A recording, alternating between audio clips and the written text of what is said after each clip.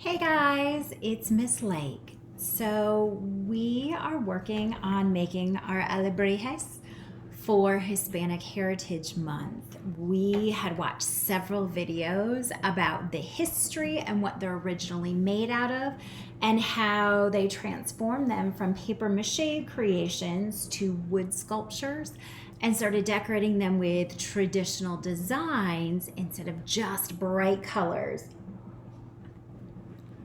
But the mythical creatures or the spirit animals that you are going to create are going to be your own. I want to show you a couple of different ways that we're going to draw them. Here's an example of one.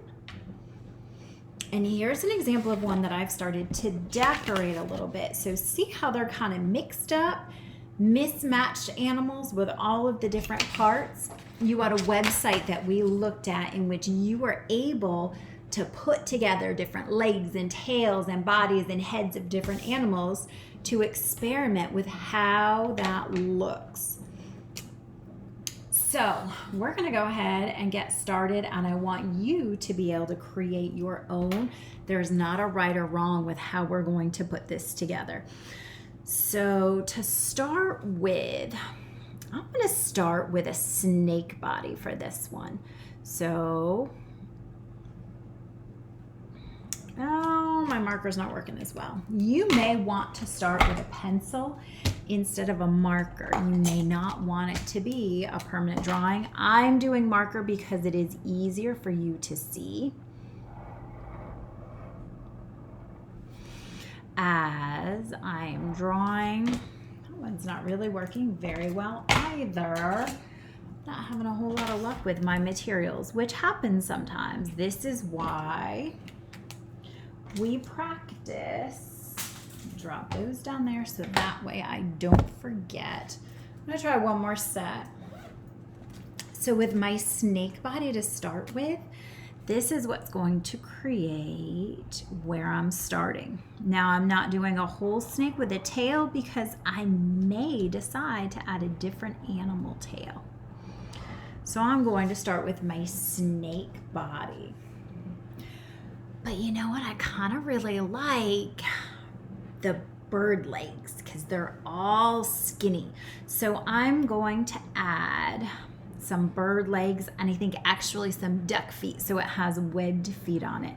So with my legs, remember, I have 1, 2, because I have that bend where the knee is, and I need to trace that leg because we need it to take up space. So we can go in and add our decorations and our details afterwards.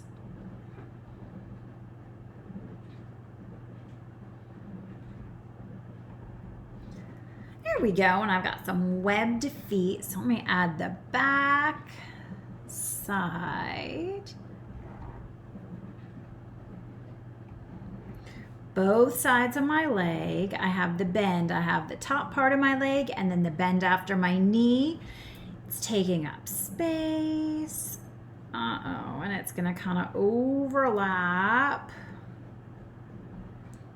So I'm gonna make it go behind. There we go. So let's do my back legs. Let's do the front back leg first.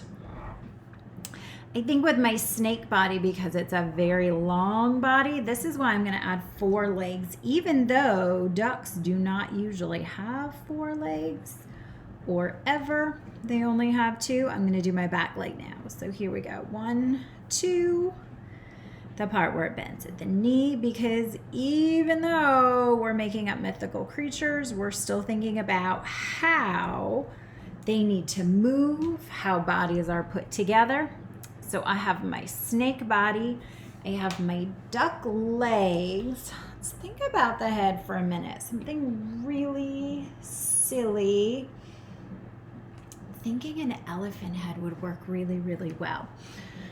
So I'm going to start with my pencil for this because clearly where my ear is going to overlap, I'm not going to need to drop there. So if I have my elephant ear through there and then my trunk, so this is going to help me here.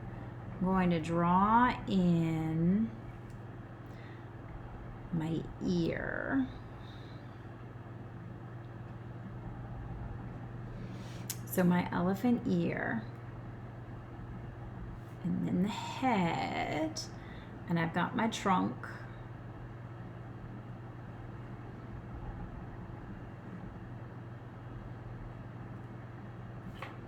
You get the other side as it comes down and around. And I've got some of these extra lines I'm going to get rid of.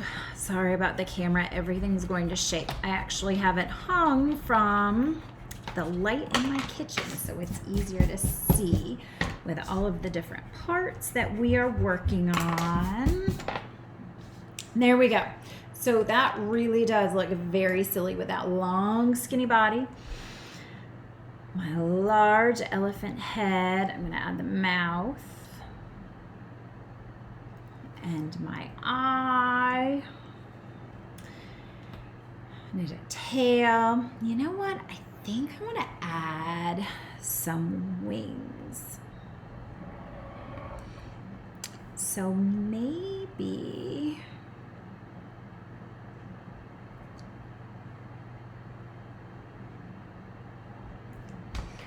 how's that? That's kind of different. Let's do this side.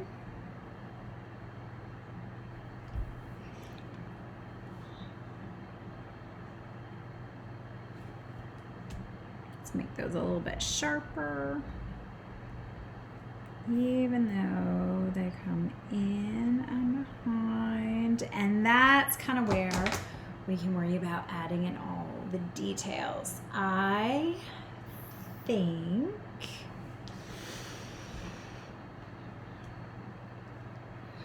maybe like a fuzzy skunk tail would be good.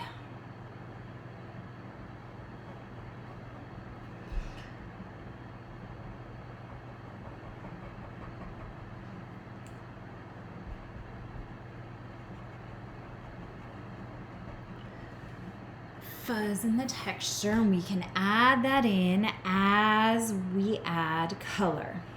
So here's the first part. I've created mine. My second part to my drawing is adding my designs and my details and my colors.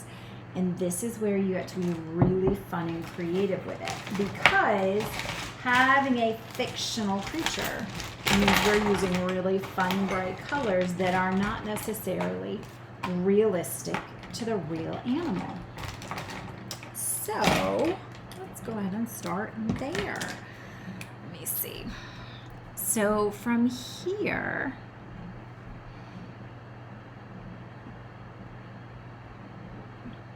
I'm thinking some fun color stripes. I'm going to do a pattern that might kind of help show that texture a little bit. Remember, our texture is how something feels. Now, when I get to here, I think lots of dots.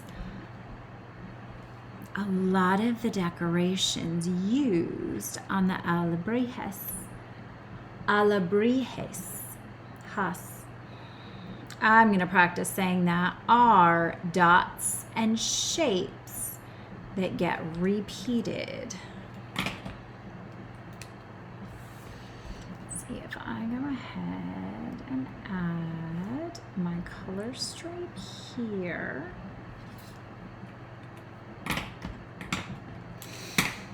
I can alternate, and this is my pattern. Now I'm going to tell you, if I was to go in and color around what I've already added, I don't think I would do it with markers. If I'm going to color marker over marker, what happens is the liquid in the marker from the ink mixes the colors together. So here is where I would mix my materials. And you know how much I really like to mix materials. So we may have, ooh, I kind of like that green on the outline. So I'm going to outline right here with my green for the outside edge. And I think yellow. Because yellow and purple will not mix together. They'll make a brown blech color with the marker. With the crayon, they mix a little bit, but it doesn't become blech. It just becomes a different type of purple. Stop it. So now, my legs. Thinking doing a pattern first. If I go with my line patterns, I can then go back and add color later. So this is a different way to be able to add lots of other details. So using skinny black marker or a pen or even a pencil, going in, drawing other details is a great way to be able to add them without worrying about whether you're using markers or crayons and having that space for the details. You can do the same with shapes. We can come in and draw.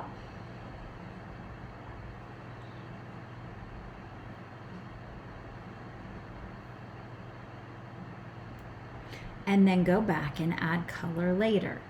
So I am not going to finish this right now. I will post this as one of the pictures because that's absolutely silly for you to watch the entire time as I go through and draw this.